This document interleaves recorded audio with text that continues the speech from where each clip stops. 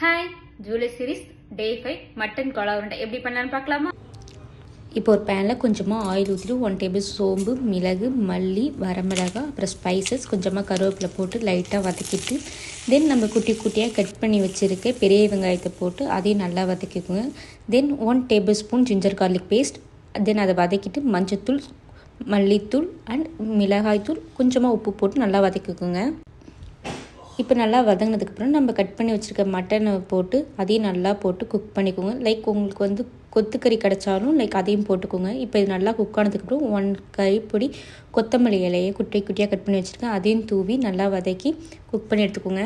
இப்போ இந்த மட்டனை இதை போல் நல்லா அரைச்சி எடுத்துக்கோங்க. தென் இதில் வந்துட்டு 4 டேபிள் ஸ்பூன் வந்து உடச்ச பொட்டுக்கடலை மாவு, தென் 1/2 எக்கு, கொஞ்சமாக சால்ட்டு, கொஞ்சமாக வந்து கொத்தமல்லி இலை, ஏன்னா ஆல்ரெடி நம்ம சால்ட் போட்டிருக்கோம், அதனால் இப்போ கொஞ்சமாக சால்ட் போட்டு நல்லா மிக்ஸ் பண்ணிக்கோங்க. இப்போ இது வந்து நம்ம வந்து குட்டி குட்டி பாலாக ரெடி பண்ணிக்கலாம். இப்போது நல்ல சூடான எண்ணெயில் இந்த பாலை போட்டு எடுத்துடலாம். கொஞ்சம் ஒன்று ஒன்றா போட்டு நல்லா குக் பண்ணி எடுங்க. நல்லா ப்ரௌனாக மாறினதுக்கப்புறம் இது நல்லா குக் ஆகிருக்கும். இப்போ உங்களுக்கு பார்த்தாலே தெரியும் நல்லா குக் ஆகிருக்கும். இது நம்ம இந்த ஸ்டேஜில் நம்ம ஒரு பிளேட்டுக்கு மாற்றிடலாம். மட்டன் கோலா உருண்டை எப்படி வந்திருக்குன்னு பார்ப்போமா? வெள்ளை கிறிஸ்பியாக உள்ள ரொம்ப சாஃப்டாக வந்திருக்கு, பார்த்தாலே உங்களுக்கு தெரியும். இது எப்படி டேஸ்ட் எப்படி இருக்குன்னு ட்ரை பண்ணி பார்ப்போம். ரொம்ப சூப்பராக வந்திருக்கு, நீங்களும் ட்ரை பண்ணி பாருங்க. நெக்ஸ்ட் வீடியோவில் பார்ப்போம். பாய்.